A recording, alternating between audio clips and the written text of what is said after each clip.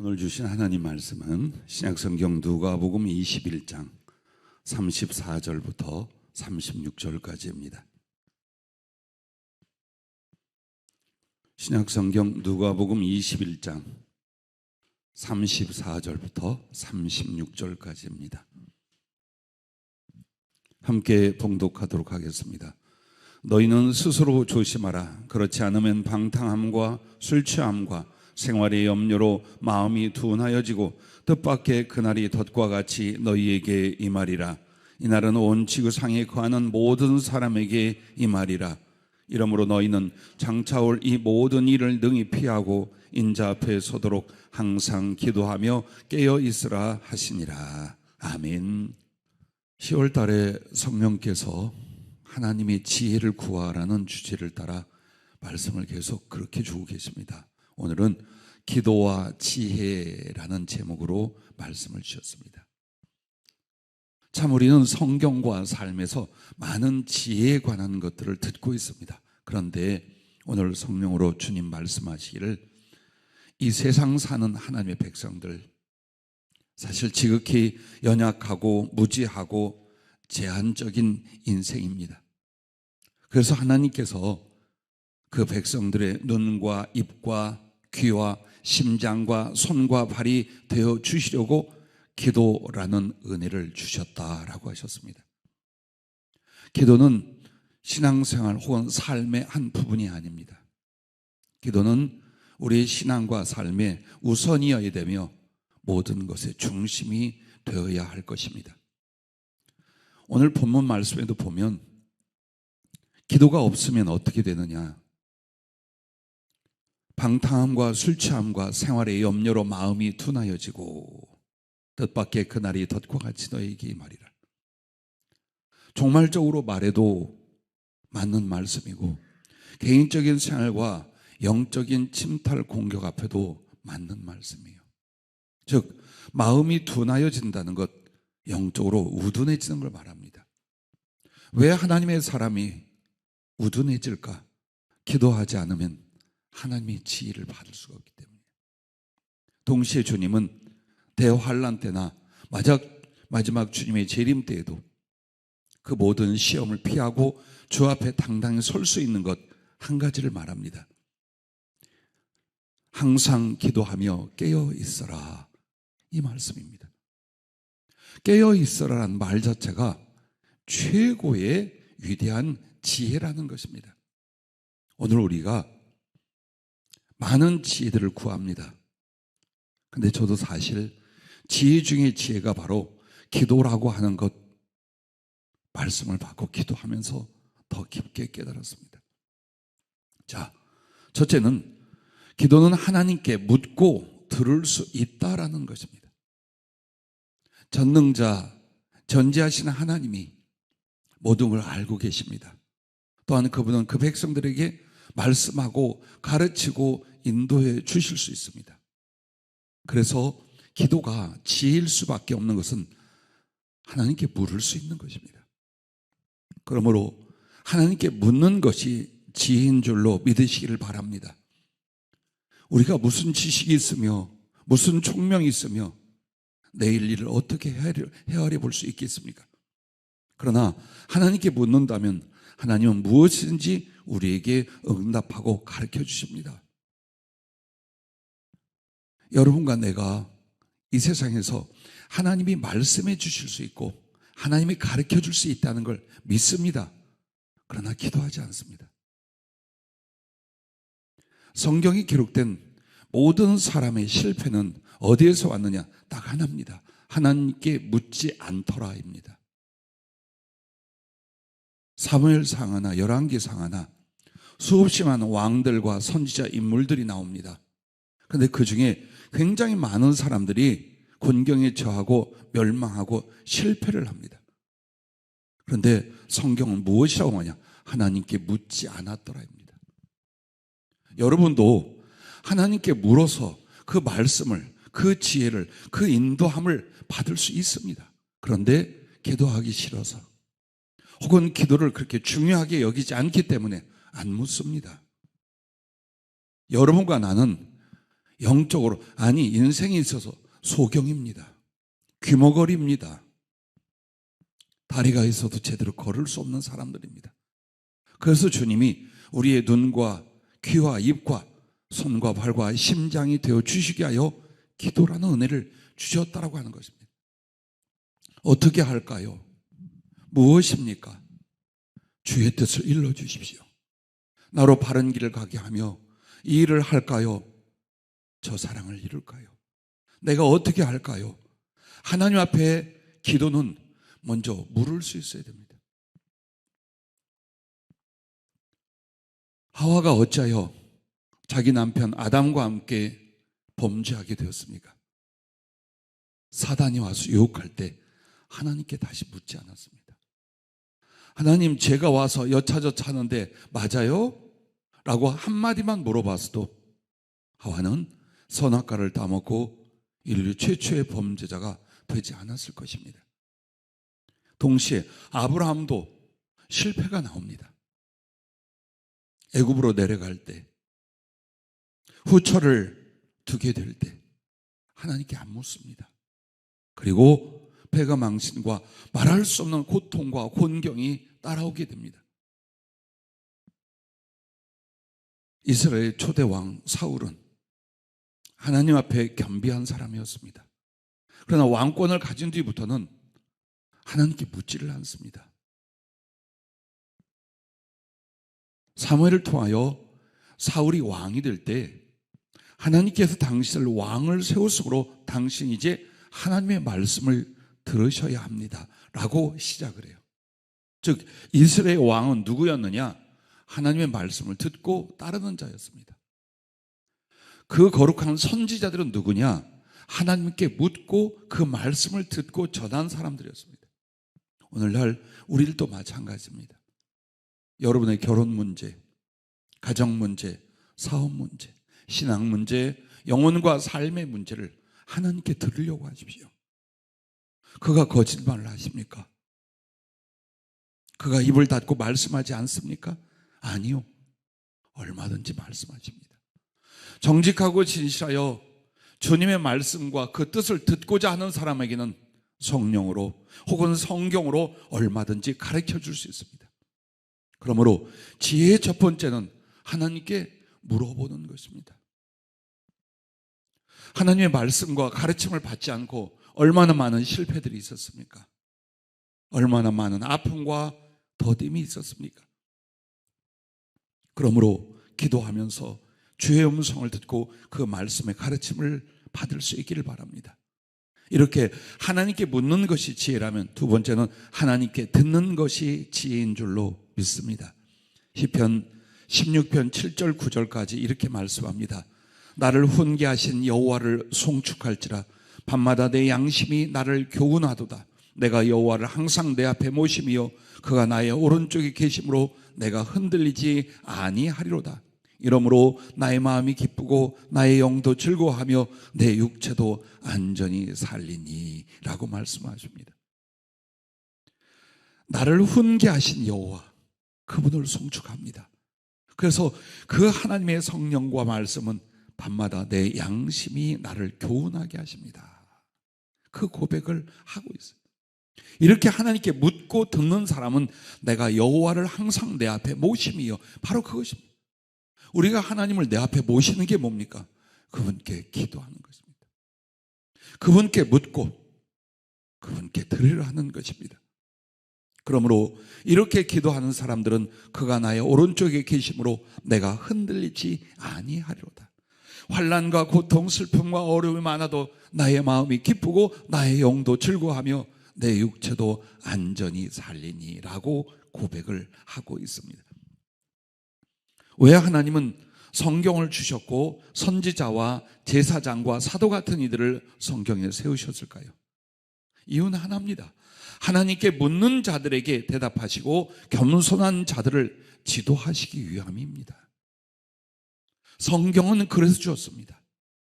또한 하나님의 성령으로 선지자를 세웠고 제사장들에게 우림과 둠밈으로 하나님의 뜻을 나타나게 하셨고 성령 충만한 사도들을 주셨고 지금도 얼마든지 성령의 사람들을 세우며 또 여러분은 가슴 안에 성령으로 하나님의 말씀을 듣게 하셨습니다. 기도는 묻고 듣는 것입니다. 생각해 보십시오. 내가 주께 물으니 그분이 내게 대답해 주시더라. 내가 주께 물으니 그분이 나에게 가르쳐 주시더라. 이보다 깊은 지혜가 어디 있겠습니까? 이것보다 완전한 지혜가 어디 있겠습니까? 그런데도 기도를 안 해요. 얼마나 우리가 완악한가 보십시오. 하나님께 물을 수 있는데, 그리고 하나님의 그 거룩한 가르침을 받아야 되는데 기도를 안 해요. 여기에서 우리의 변화가 일어나야 됩니다. 잘못된 지식들을 갖고 있어요. 기도는 필요하면, 아쉬우면 좀 해서 뭔가 해결을 받는 것이라고 생각합니다. 그렇지 않아요. 바로 기도는 하나님과의 거룩한 소통입니다. 하나님께 묻고 하나님께 듣는 것. 사무엘상 28장 3절부터 7절에 보면 이스라엘 초대 왕이었던 이 사울이 어떻게 무너져 가는지, 마지막 멸망의 날이 무엇이었는지를 이렇게 말합니다. 사무엘이 죽었으므로 온 이스라엘이 그를 두고 슬피 울며 그의 고향 라마에 장사였고 사울은 신접한 자와 박수를 그 땅에서 쫓아내었더라. 자, 사무엘이 죽었다는 건 사울 왕과 이스라엘에게 하나님의 말씀 전해줄 사람이 단절되었다는 뜻이에요. 그런데 블레셋 사람들이 모여 수넴에 이르러 진침해, 즉 사무엘은 떠났는데 대적 블레셋이 강력하게 힘을 모아 공격해오고 있습니다. 그러면 그때 왕 사울이 온 이스라엘 모아 길보아에 진쳤더니 사울이 블레셋 사람들의 군대를 보고 두려워서 그의 마음이 크게 떨린지라. 그게 어떻게 했느냐? 사울이 여호와께 묻자오되 여호와께서 꿈으로도 우림으로도 선지자로도 그에게 대답하지 아니하심으로. 왜? 평소에 기도 안 했어요. 하나님께 묻지 않고 제 마음대로 행하며 불순종과 교만을 나타내었어요. 하나님께 묻지 않는 자, 그래서 하나님께 듣지 않는 사람은 교만할 수밖에 없고 악에 치울 수밖에 없고 세상적 판단으로 기울어질 수밖에 없습니다. 사울처럼. 그런데 이제 다급해요. 가서 물으면 사무엘을 통해 하나님의 뜻을 들을 수 있었어요. 사무엘 없어요. 그래서 하나님께 물었어요. 하나님 그런 자에겐 대답 안 하십니다. 꿈으로도 대답 안 하고 제사장의 우림과 둠밈으로도 뜻을 보여주지 않았어요. 선지자로도 그에게 대답해 주지 않았어요. 그래서 그가 어떻게 합니까? 사울이 그의 신하들에게 이르되 나를 위하여 신접한 여인을 박수무당 점쟁이 찾아가라, 그 말입니다. 여인을 찾으라. 내가 그리로 가서 그에게 물으리라 하니 그의 신하들이 그에게 이르되 보소서 엔돌에 신접한 여인이 있나이다. 가서 묻고, 그리고 사울은 전쟁터에서 그 예언대로 죽게 됩니다. 여러분과 나에게 지혜는 하나님께 물어라. 그리고 그분께 들어라. 참 이상한 일이 있어요. 하나님의 사람들이 사업을 묻고 혹은 되어질 일들을 물어요. 성령을 통해. 그런데 마음속에 뭘 작정하잖아요. 안 물어봐요. 이미 자기가 이렇게 하리라, 저것이 좋겠다, 이 사람을 사랑하여 결혼하겠다, 이렇게 스스로 결정하잖아요. 절대 하나님께 안 물어요. 그리고 정말 쓰디쓴 아픔과 실패를 경험하는 걸 저는 40년 동안 보았습니다. 부디 기도가 무엇이냐, 하나님께 묻고 들을 수 있는 지혜라는 걸 잊지 마시기를 바랍니다. 어찌 무당을 찾아가고 어찌 점장이를 찾아갑니까? 늘 깨어있어 기도하면 성경 말씀으로, 때로는 성령으로 여러분의 모든 것을 가르쳐 줄 것입니다. 묻는 대로 대답하고 듣고 그것을 따르는 것이 지혜요 성공이 될 줄로 믿습니다. 두 번째로, 기도는 성령의 도우심을 받는다라는 겁니다. 그래서 지혜라는 겁니다. 내게 무슨 명철이 있습니까? 내게 무슨 능력이 있습니까? 내가 무엇입니까? 아무것도 아닙니다. 그런데 기도하잖아요. 그러면 기도하는 사람을 성령이 도우십니다. 주님도 40일을 금식하러 가실 때에 성령에 이끌려라고 말합니다. 겟세마네 동산에서 마지막 그 피를 쏟으며 기도할 때도 천사들이 수종을 들더라고요. 그러면 천사들이 와서 돕는다는 건 하나님의 성령의 범주 안에 있는 거예요. 결국 우리 주님도 당신이 기도할 때마다 성령의 큰 은혜와 도우심을 받고 하는 것을 성경이 말합니다.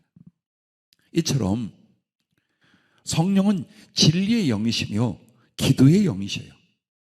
그래서 기도하는 사람에게 더욱 역사하셔서 하나님께 들을 수 있게 하고 깨닫게 하시고 감동하시고 그리고 힘을 주시기 시작합니다. 그래서 사람의 마음과 삶의 처지를 안고 나갔다가 기도를 힘있게 하고 나면 내 안에 하나님의 마음으로 바뀌고 하나님의 뜻으로 가득 차는 걸 수없이 경험할 거예요. 왜? 성령이 도우시기 때문입니다. 그래서 어리석음 가운데 나왔을지라도 염려와 실패를 안고 나왔을지라도 진실하고 정직하게 기도하는 사람은 성령이 그에게 가르치고 깨닫게 하고 감동하고 힘을 주시며 기도 속에 하나님을 만나게 하시는 것입니다. 또한 기도하여 성령을 받는 것입니다. 누가복음 11장 13절에 보면 너희가 악할지라도 좋은 것을 자식에게 줄 줄 알거든 하물며 너희 하늘 아버지께서 구하는 자에게 성령을 주시지 않겠느냐. 구하는 자, 기도하는 자에게는 무엇을 주십니까? 성령을 주십니다. 성령님 주세요, 성령님 주세요. 이렇게 해서만 성령을 주는 게 아니에요. 마음을 다하고 힘을 다하고 뜻을 다하고 목숨을 다하여 하나님 앞에 기도하는 사람은 바로 하나님이 만나주시고 은혜 주신데 누구를 통하여 성령을 주심으로 그렇게 하게 하십니다.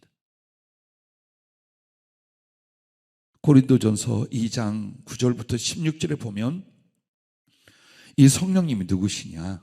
하나님의 지혜요 능력이요 그분의 마음이라고 표현합니다. 기록된 바 하나님이 자기를 사랑한 자들 위하여 예비하신 모든 것은 눈으로 보지 못하고 귀로 듣지 못하고 사람의 마음으로 생각하지도 못하였다 함과 같으니라. 무엇이요? 성령으로 주신 지혜요 성령으로 주신 역사가 그와 같다. 인간의 상상으로도 짐작할 수 없는 하나님의 지혜, 하나님의 역사를 이렇게 말합니다. 오직 하나님의 성령으로 이것을 우리에게 보이셨으니 성령은 모든 것 곧 하나님의 깊은 것까지도 통달하시느니라 이렇게 말합니다. 뿐만 아니라 15절 16절에 보면 신령한 자는 모든 것을 판단하나 즉 성령으로 잡히는 사람은 모든 것을 깨닫고 판단하고 알 수 있다는 거예요. 자기는 아무에게도 판단을 받지 아니하느니라. 누가 주의 마음을 알아서 주를 가르치겠느냐. 그러나 우리가 그리스도의 마음을 가졌느니라 이렇게 말했습니다. 하나님의 성령이 임하면 임할수록 하나님의 모든 지혜를 갖게 되고 또 능력을 얻게 될 뿐만 아니라 그리스도의 마음을 알고 갖게만 해요.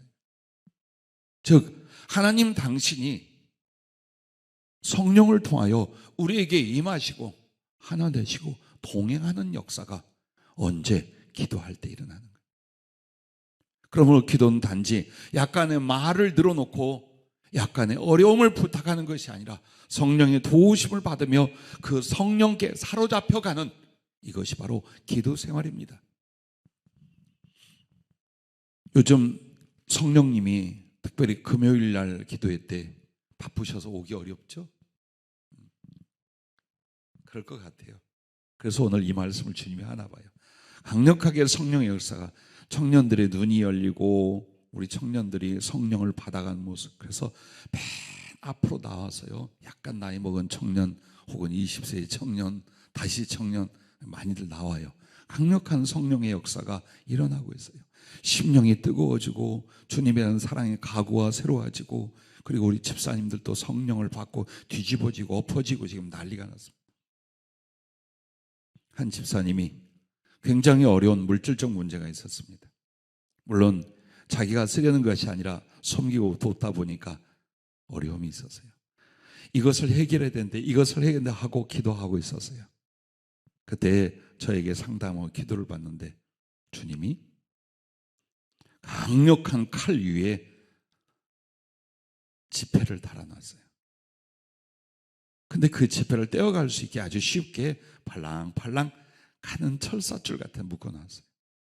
그러면서 네가 물질이 필요하다 할 때 내가 아니 준 적이 있더냐. 이게 주님의 대답이었어요. 그분이 말씀으로 하셨어요. 그러면서 그 성령의 검, 즉 성령과 말씀보다 물질이 중요한 건 아니다. 그러나 네가 섬기려 한다면, 필요로 한다면 내가 주마. 그 약속이었어요. 그리고 그 다음날 해결됐어요. 이 남의 문제는 아멘이 안 나와요.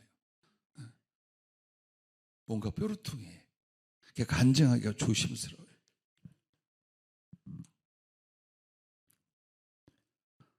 성령을 받고 강력한 역사가 일어난 중에 집사님 한 분이 목사님 나 날개를 봤어요. 근데 전에는 그림처럼 보이다가 정말 살아있는 움직이는 아주 너무나 거대한 그 흰 깃털까지 다 보는데 날개가 그렇게 볼록 앞에 있더래요. 그러면서 이게 뭐예요? 시편 18편 10절에 이렇게 말합니다. 하나님에 대해서 그룹을 타고 다니시며 바람 날개를 타고 높이 솟아오르셨도다. 즉 하나님의 임재를 말하는, 하나님의 성령 주심이며 그 하나님의 임재가 지금 기도한 너에게 일어나고 있다는 것을 그 큰 날개로 보여주신. 예전에 우리 교회는 가장 중요한 것을 말씀이요 기도로 정하고 영성 훈련을 실시해 왔습니다. 지금처럼 주일 예배 한 번, 금요 기도회 한 번이 아니었습니다. 이 자리에 매일 저녁이면 예배가 있었고 새벽까지 기도회가 있었습니다. 얼마나 강력한 성령의 역사가 일어났는지요. 얼마나 깊고 깊은 주님의 사랑에 우리들이 변화되며 사명을 갖고 하나님을 향하여 준비되었었는지요. 코로나19 때문에 이곳에 사는 것이 아닙니다. 여러분에게 기도할 수 있도록, 저에게 기도를 회복할 수 있도록 주님이 다시 이곳에 보내주신 걸 믿습니다. 얼마나 좋은지 몰라요. 아무리 부르짖고 몸부림을 쳐도, 아무리 큰 소리로 찬양을 해도 누가 뭐라 하겠습니까? 더욱 하나님의 성령의 은혜가 깊어져 갈 줄로 믿습니다. 세 번째는 기도는 자신을 성장케 할 수 있다, 이 부분입니다. 왜 기도가 지혜인가? 자기를 자라나게 만듭니다. 그 첫째가 깨달음과 회개의 기회가 됩니다. 언제? 기도할 때 그와 같습니다. 여러분이 잘 아는 누가복음 18장 13절에 바리새인하고 세리가 성전에 올라 기도하는 걸 예수님이 말씀을 해요. 세리는 멀리 서서 감히 눈을 들어 하늘을 쳐다보지도 못하고 다만 가슴을 치며 이르되 하나님이여 불쌍히 여기소서 나는 죄인이로소이다 하였느니라. 내가 너희에게 이르노니 이에 저 바리새인이 아니고 이 사람이 의롭다 하심을 받고 그의 집으로 내려갔느니라. 무릇 자기를 높이는 자는 낮아지고 자기를 낮춘 자는 높아지리라 하시니라. 이 말씀은 기도의 자리에 오지 않고는 깨달음이 없어요. 그러므로 회개와 변화가 절대 하나님의 사람들에게 안 일어납니다. 알잖아요, 우리 얼마나 우리가 완악한지, 얼마나 교만한지, 얼마나 육신적이고 세상적으로 자아와 고집이 형성되어 있는지 여러분 잘 아시잖아요. 그러나 우리가 얼음장이 녹듯이, 바위가 깨지듯이 하나님 앞에 무너져가고 새로 지음을 받는 자리가 어디였습니까? 기도의 자리야. 회개가 어디에서 일어났습니까? 하나님을 향한 사랑이 어디에서 일어났습니까? 나의 변화, 자그마한 성장도 어디에서 일어났습니까? 말씀 잡고 기도할 때 아닙니까? 그래서 기도가 지혜라는 거예요. 그러므로 쌓이고 깊어져가는 기도의 생활을 통하여 그 사람은 주님 앞에 점점 자아를 보게 되고 내려놓게 되고 그리스도로 덧입고 그리스도를 닮아가는 영혼의 성숙을 이루게 됩니다. 반드시 여러분과 내가 나의 죄나 잘못을 깨달아야 변화가 일어납니다. 그런데 성령이 아니고 말씀이 아니고 기도의 자리가 아니고는 내 스스로의 잘못을 시인하지 않습니다. 아니, 시인하는 척해도 전혀 고쳐지지 않습니다. 하지만 기도할 때 하나님은 반드시 우리를 바꾸셨잖아요. 우리를 사하시고 우리를 고치셨잖아요. 눈물로 왔을지라도 위로받게 하시고, 캐캐 묵은 나의 고집과 단점과 죄성도 부서뜨리고 던지게 하시고, 여기 누가복음 18장에 나오는 세리는 19장에 나오는 삭개오라고 성령이 일러주셨습니다. 그래서 18장에 그렇게 가슴을 치고 기도하며 애통하며 자기의 죄를 깨닫고 심령의 변화를 일으키고 있는 그 삭개오를 19장에 보면 여리고로 주님이 찾아가십니다. 자, 그래서 이 부분이 무엇과 같으냐? 기도로 내가 깨닫고 회개하며 동시에 기도는 무엇을 가져오느냐? 기도는 하나님과의 교제 안에서 장성하게 만들어요. 우리가 장성하다, 성숙하다라는 목표가 예수님입니다. 예수님의 성품, 예수님의 가슴, 예수님의 삶을 본받아 자라나는 것, 이것이 영혼의 장성, 영혼의 성숙입니다. 이게 어디에서 이루어집니까? 예수님과 깊은 교통이 일어날 때, 그분을 느끼고 경험하고 그 말씀을 듣고 그 사랑을 깨닫고 내가 그 안에서 녹아지고 다시 태어나는 이 반복을 통해서 어제의 내가 아닌 육신적인 내가 영적인 사람으로, 이기적인 내가 영혼을 사랑하는 사람으로, 저를 앞세우던 내가 하나님을 경외하는 사람으로 바뀌어가고 장성해 가는 것이 기도 속에서 주님과의 교제입니다. 그러므로 기도가 유년 시절은 일방적으로 말만 하고 갑니다. 이거 해주세요, 저거 해주세요, 아멘 하고 갑니다. 그러나 성령 안에 점점 기도의 깊이가 이루어지면 주의 말씀을 듣습니다. 그분의 마음을 받습니다. 그리고 나의 가슴을 그분께 쏟기 시작합니다. 그렇게 하면서 무엇을 어떻게 해주세요가 아니라 내가 예수님을 사랑하고 사모하며 점점 당신 닮아 변화되어 가는 걸 보게 됩니다. 그래서 한 영혼이 기도로 사느냐, 기도를 대충 넘기에 따라서 영혼의 변화, 영혼의 성숙이 결정이 됩니다. 타고난 인격이 아니며 삶의 배움이나 교육이 아닙니다. 기도 안에서 주님과의 교제, 하나님과의 사랑. 여러분이 향기 속에 들어가면 향이 배듯이 그리스도와의 깊은 만남과 교제를 가지면 가질수록 그의 거룩하심과 사랑스러움이 우리 안에 인격적으로 영혼의 모습으로 만들어져 갑니다. 그래서 삭개오가 주님을 자기 집으로 영접하고 너무나 좋아서 기뻐하고 잔치를 베풀습니다. 그리고는 자기가 그렇게 악착같이 모았던 모든 물질들, 그게 목적이었어요. 그게 보람이고 힘이었어요. 근데 예수님과 교제를 나누기 시작하자 그게 의미가 없어요. 중요한 건 하나님을 경외하고 영혼들에게 베푸는 긍휼과 사랑이었어요. 바뀌잖아요. 누구처럼? 예수님처럼요. 이게 바로 기도 속에 주님과 교제하는 사람이 어떻게 그 영혼이 성숙해 가는가를 보여주는 예랍니다. 여러분과 나에게 시간이 없을 만큼 바쁘겠지요. 힘든 건 많겠죠. 그러나 시간이란 무엇을 우선으로 하느냐로 충분합니다. 기도를 우선으로 두지 않는 사람에게는 기도할 수가 없어요. 놀고 먹고 마시고 TV는 봐도 기도할 수가 없어요. 그러나 기도가 이렇게 소중하다 여기면 기도는 여러분에게 있어서 아주 넉넉해질 것입니다. 시간도 은혜도 마음도 넉넉해질 거예요. 그래서 오늘 어리석은 자는 기도를 멸시하고 지혜로운 사람은 그 기도 속에서 주님과의 만남 속에 자기의 영혼을 성장시켜 갈 줄로 믿습니다.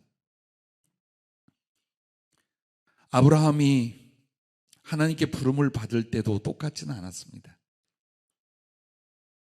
아브라함이 여호와의 이름을 부르매 이건 항상 하나님께 단을 쌓고 기도했다는 거예요. 그리고 하나님은 자주 그에게 말씀하고 나타나시며 거룩한 영적 교제를 가져줍니다. 그러므로 단지 믿음이 있던 한 부자가 점점 하나님 앞에 거룩해지고 온전해져 가고 믿음의 조상이 되어가는 과정을 기도 속에 봅니다. 잘 아는 다니엘 역시 그렇습니다. 소년이었습니다. 근데 그가 하나님의 뜻을 위하여 기도하고 작정하는 모습이 나옵니다. 매일같이 3번 이상 기도합니다. 틈만 나면 금식하며 절식하며 하나님께 매달립니다. 지혜의 장성, 그릇에 대한 사랑. 결국 그는 주님과 하나님의 백성들을 위하여 결혼까지 포기하고 온전히 하나님께 바쳐지고 헌신하게 됩니다. 여러분에게 변화가 느껴지지 않습니까? 혹은 여러분이 자라나지 않는다, 은혜를 받지 못한다고 여겨집니까? 기도를 잘 활용하십시오. 그 기도의 거룩한 지혜를 잘 활용하십시오. 이 기도를 통해 주님을 알자, 주님을 만나자, 주님께 듣자, 주님께 배우자, 내 가슴을 열자, 나를 쏟아내자. 그리고 주님이 나를 치유하며 자라게 하며 그리고 충만케 하자. 그래서 여러분과 나에게 주님은 이 기도가 지혜라고 말씀을 하고 있는 것입니다. 그리고 기도는 단지 하나님 주시옵소서의 간구가 아니에요. 기도의 삶은 종합적 신앙이며 하나님을 경외하는 분향이에요. 그래서 또 하나의 성소로 예를 듭니다. 기도가 성막 안으로 들어가서 지성소까지 나가는 과정과 같아요. 자, 성막들 안으로 들어옵니다. 이건 기도로 믿음으로 말미암아 하나님을 찾는 모습이에요. 기도는 믿음으로 하나님을 찾아 나가는 시작이에요. 그래서 성막들 안으로 들어옵니다. 그러면 거기에 번제단이 있어요. 속죄 제사를 지는 번제단이 있습니다. 그럼 기도는 어디로 갑니까? 십자가의 주님 앞으로 갑니다. 그 십자가의 주님 앞에서 하나님의 사랑과 은혜를 덧입게 됩니다. 그게 번제단. 그리고 물두멍으로 갑니다. 거기서 손발을 씻어대요. 즉 그때 피로 우리가 씻음을 받고 심령과 삶이 새로워지는 겁니다. 이게 다 기도 속에 일어난 일들이에요. 왜 기도를 분향이라고 하느냐? 분향이라는 것은 하나님의 성막 성전에서 총체적인 예배와 그리고 하나님께 드리는 헌신의 결정적인 꽃이에요. 그래서 때로는 예배 자체를 분향하다라고 말하고 여러분의 헌신이나 하나님께 드린 예물을 분향이라고 하는 말이 그것 때문이에요. 그게 기도예요. 그래서 그냥 하나님 이거 주세요만 아니에요. 기도 속에 그 피로 나를 깨끗게 하고 그 다음에 하나님의 성소로 들어가면 떡을 차려놓은 진설병이 있어요. 이것은 하나님의 말씀을 받고 거기에 순종하는 모습이에요. 기도로 말씀을 듣고 기도로 주님의 마음을 알았어요. 그러면 기도 안에서 내가 하나님께 변화되고 순종하기 시작하는 거예요. 그리고 그 옆에는 7 금등대가 있어요. 이것은 성령님에 대한 상징으로 성령으로 이웃과 형제를 사랑하고 복음을 전하는 걸 가르쳐 말해요. 자, 기도하면서 여러분에게 성령의 감화는 사랑하게 만들죠. 복음을 전할 수 있도록 여러분을 뜨겁게 만들죠. 자, 이걸 거쳐서 이제 어디로 가느냐? 그리고 분향하는 그 분향단이 지성소 바로 그 커튼 앞에 있습니다. 자, 기도로 이 과정을 거치고 온 사람만이 그 기도와 자신이 하나님께 연락이 되는 것, 이게 분향이에요. 하나님께 사랑과 감사와 찬양과 헌신이 온전히 드려지게 만드는 기도는 이 전 과정을. 그래서 지성소에 나간다는 건 하나님께 한 존재가 그의 기도가 삶이 연락되는 것이요 하나님과 하나 되는 걸 가르쳐 말하는 거예요. 기도는 그렇게 만드는 거예요. 정말 기도를 잘못 생각하고 있는 거예요.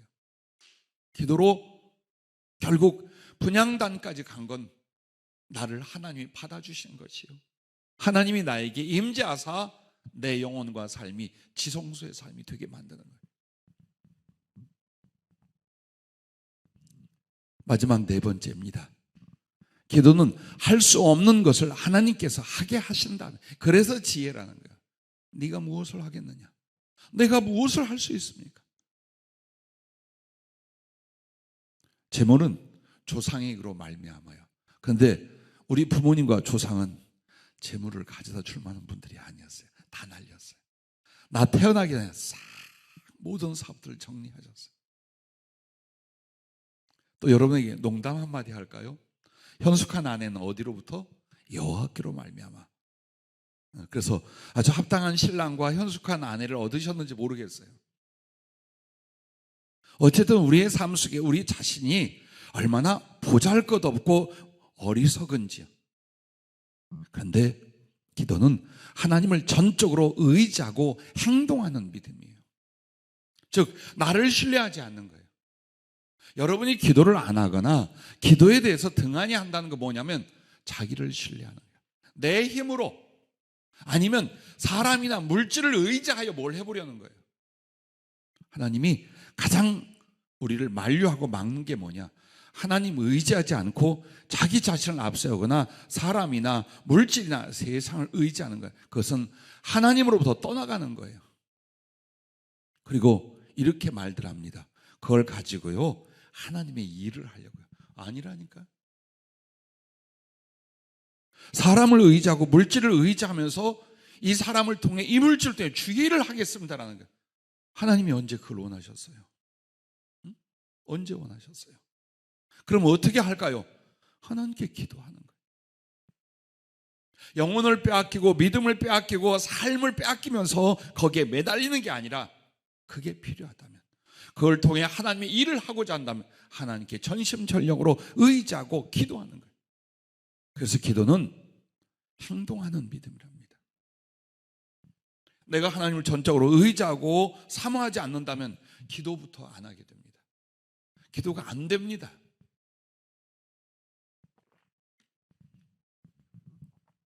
그래서 이걸 아셔야 합니다.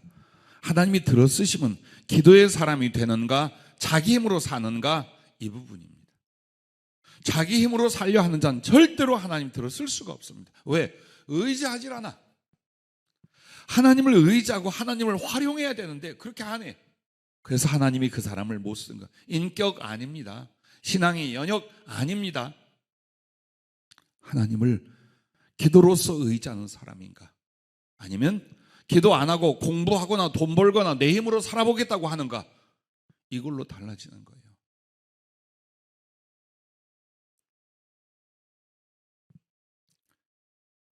살아보셨잖아요. 그렇게 수고하며 애쓰며 모든 지혜와 노력을 다하며 살아왔는데 우리의 손에 쥐어진 것이 무엇이며 우리가 이루어낸 것이 무엇입니까? 한숨과 슬픔, 늙어가는 몸뚱이 하나, 그리고 아픈 추억들만 가득한 인생. 그래서 주님이 우리를 자꾸만 하나님을 바라여 의지하게 하는데 그게 기도래요. 그래서 기도할 때 사람으로 할 수 없는 것을 하나님은 이루어 주신다라는 거예요. 기도가 어떤 지혜입니까? 내가 할 수 없는 거예요. 분명히 이건 불가능해요. 그런데 기도하니 하나님은 하셔요. 마태복음 21장 21절 22절에 예수께서 대답하여 이르시되 내가 진실로 너희에게 이르노니 만일 너희가 믿음이 있고 의심하지 아니하면 이 무화과 나무에게 된 이런 일만 할 뿐 아니라 이 산들어 들려 바다에 던져지라 하면 될 것이요 너희가 기도할 때에 무엇이든지 믿고 구하는 것은 다 받으리라 하시니라 라고 했습니다.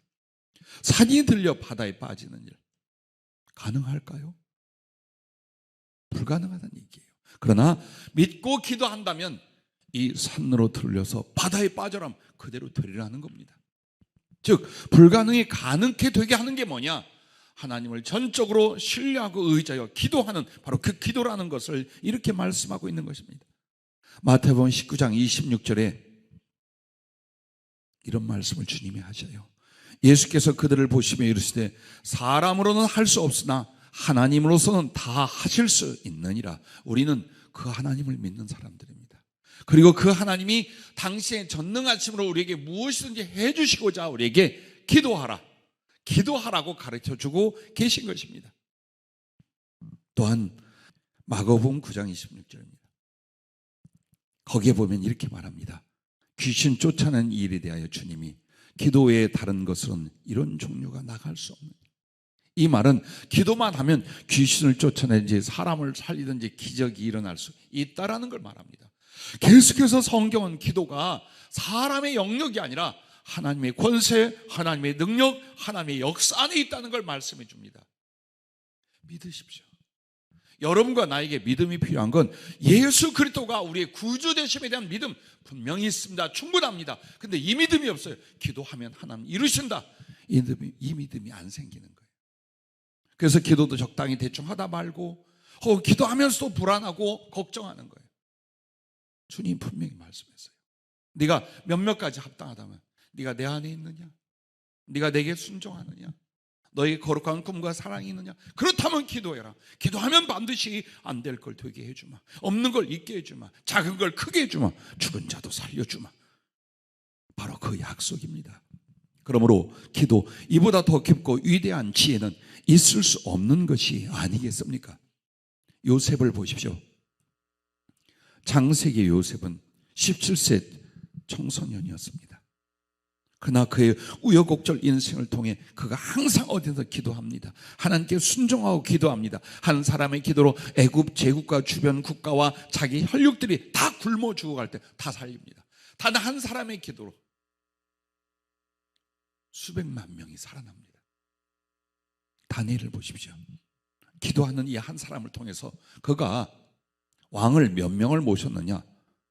5명 이상의 왕을 모십니다. 왕조로 치자면 신바벨론 제국, 메대 제국, 페르시아 제국, 이렇게 세 왕조에 걸쳐서 왕을 4-5 이상을 모셔요. 근데 그 왕들을 전부 다 어떻게 하냐? 하나님께 굴복하게 만들어요. 하나님 앞에 변화되고 회개하여 이 사람들, 이방 우상을 섬긴 큰 제국의 왕들이 여호와 하나님 앞에, 이 다니엘의 하나님 앞에 무릎 꿇게 하고 그 지도를 받게 만들어요. 그렇게 하고 포로되었던 유다가 다시 예루살렘으로 회복하는 역사를 이루게 만듭니다. 이걸 사람이 할 수 있겠습니까?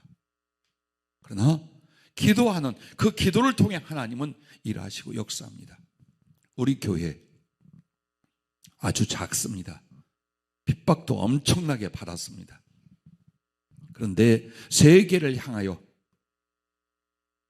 성령을 주셔서 성령 충만한 죄종들을 파송하리라는 것, 그리고 복음을 전하고 세계적으로 구제하고 교육과 복지, 문화, 사역을 위한 선교 기업들을 세운다는 것, 이건 불가능입니다.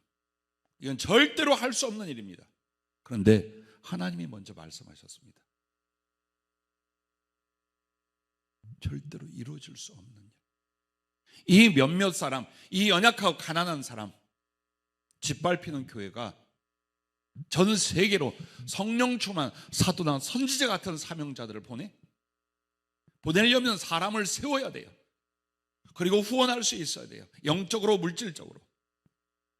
세계를 상대로 굶어 죽어간 사람들을 먹여 살리고 공부하지 못한 사람들을 교육을 시키고 많은 복지사역, 문화사역, 이게 무엇으로 합니까? 그걸 위하여 선교를 위한 기업들을 세우겠다는 거예요. 이게 가능하냐 이 말이에요. 여러분도 안 믿잖아요. 어떻게 우리에게 하늘의 창이 열린들 이 굶어 죽어가는 사마리아가 내일 그렇게 많은 곡식과 음식을 먹겠느냐라고 한 장관이 말했다가 성문에서 발표 주었습니다. 오늘 우리들의 믿음이 어디에 있느냐? 현실을 보니 믿을 수가 없어요. 그 말, 그 기도, 그 이야기, 그 안 되지. 되나? 봐, 이렇게 세월이 갔는데 7년이 가고 10년이 가고 15년인데 뭐 있어? 안 돼. 이해 안 됩니다.